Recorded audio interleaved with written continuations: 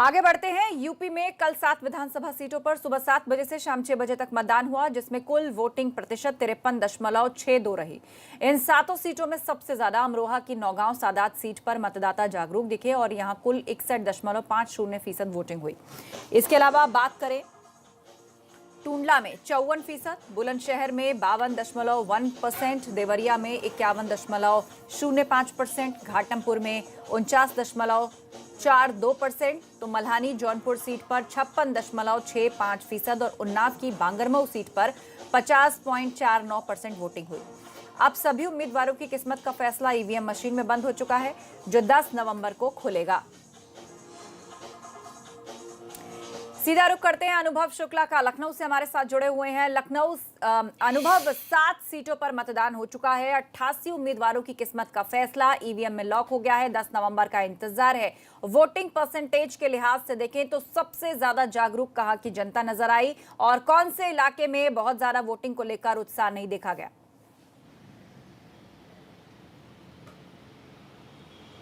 देखिए, 7 सीटों पर जो उपचुनाव की वोटिंग थी वो कल शाम 6 बजे ख़त्म हो गई और जो ओवरऑल परसेंटेज रहा, जो निर्वाचन आयोग की तरफ से जारी किया गया, वो रहा 53.62%। इसे एक अच्छा पोल हम कह सकते हैं, ख़ासतौर से बाई इलेक्शन को देखते हुए, क्योंकि बाई इलेक्शन में जो वोटर होता है उसका इंटरेस्ट होता नहीं है। उसको ये पता होता है कि ये बाई इलेक्शन है और इसके बाद फिर नेक्स्ट इलेक्शन होगा जो 5 साल के लिए होगा। ये बाई इलेक्शन महज 1.25 साल के लिए है, लेकिन फिर भी 53.62% एक अच्छा वोटिंग परसेंटेज माना जा सकता है। सबसे ज़्यादा वोटिंग अगर कहीं हुई तो वो अमरोहा की नौगांव सादात सीट पर हुई, 61% से ज़्यादा वहाँ वोटिंग हुई, और सबसे कम अगर वोटिंग हुई तो घाटमपुर में वोटिंग हुई। अब ये जब भी ज़्यादा वोटिंग होगी, देखिए, तो ये कहा जाता है कि एंटी इनकम्बेंसी का शायद असर है, यानी नौगांव सादात सीट पर जो वोट पड़े हैं क्या वो बीजेपी के खिलाफ पड़े हैं?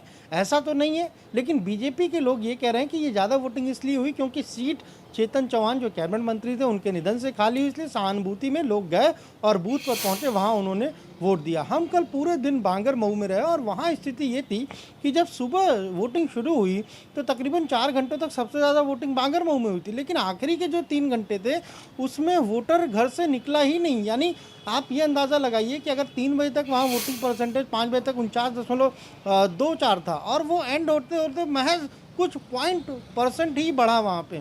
तो ये है, और ये 7 सीटें हम बार बार कह रहे हैं, ये 7 सीटें भले ही उपचुनाव यहाँ हो रहे हो, लेकिन ये 2022 में क्या राजनीतिक समीकरण उत्तर प्रदेश में होंगे उनका ये खाका अभी तैयार कर देंगे। और इन चुनाव के नतीजों का जब 10 नवंबर को नतीजे आएंगे, ईवीएम खुलेगी, वो साफ तौर पर बता देगी कि जनता का क्या रुख है। देखिए, ये चुनाव बहुत अहम इसलिए भी है क्योंकि कोविड काल में ये चुनाव हो रहे हैं।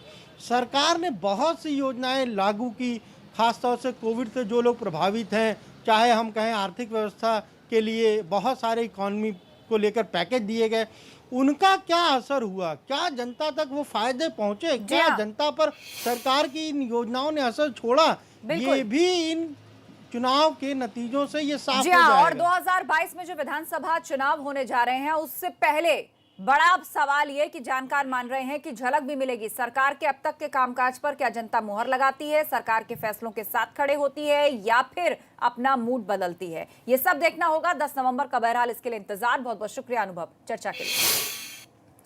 उधर यूपी में बेहतरीन सत्ता संभालने वाले